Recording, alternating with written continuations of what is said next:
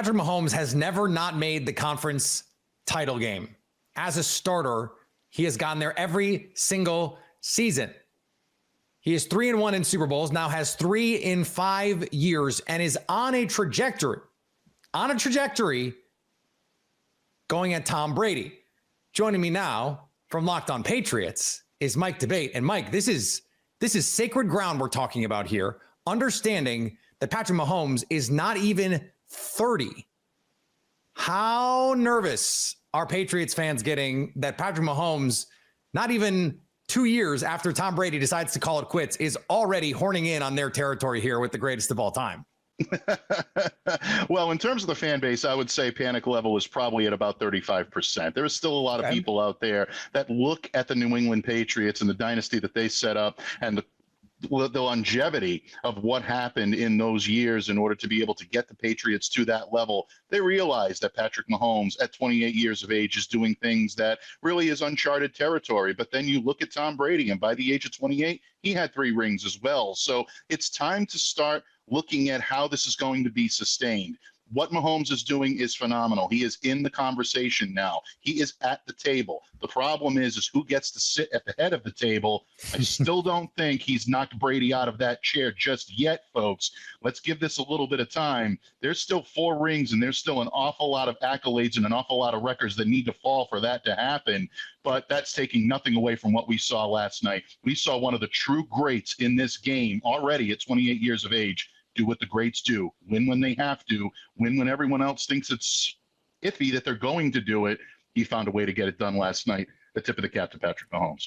It felt Brady-like, didn't it? Like a supporting cast, especially offensively, where you go, okay, this is Travis Kelce and, you know, a bunch of guys, and then Rashee Rice, a rookie, like he looks like their best receiver. We've seen Tom Brady in those kinds of scenarios.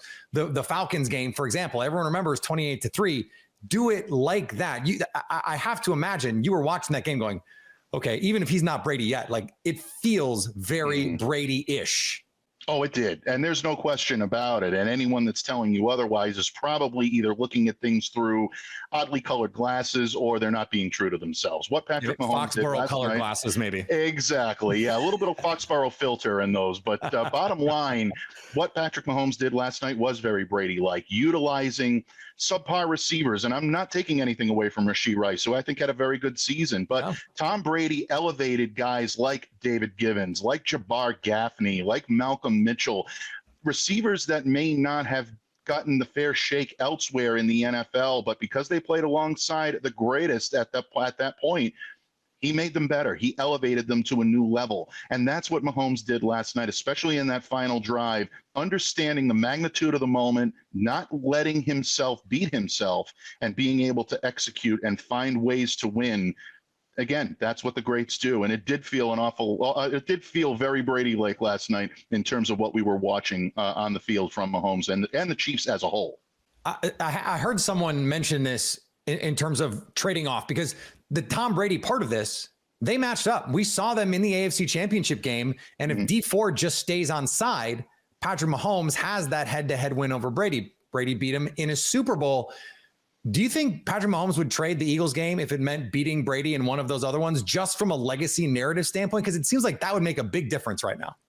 Yeah, I don't think you're going to get Patrick to admit that, but I do believe he would. I mean, he understands the magnitude of these moments, and he understands the comparison and to whom he's being compared to.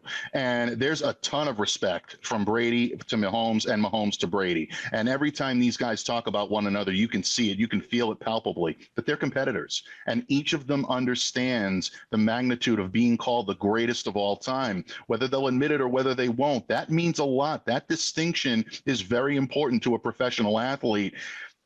You know, yeah, I do believe that there is a part of him that would take one of those if he could essentially gain that type of upper hand and gain a little bit in that argument. But bottom line, Patrick is still very young. This Chiefs team is still very talented. There's a lot that needs to break their way in order for that type of dynasty pantheon that the New England Patriots and the Pittsburgh Steelers are the only 2 teams that have reached 6 championships in the Super Bowl era.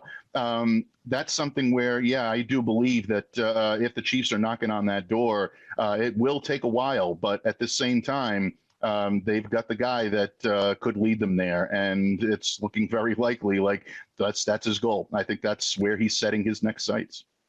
Stay up to date all year on the New England Patriots by subscribing to Locked On Sports Today and Locked On Patriots on your favorite podcast app and on YouTube.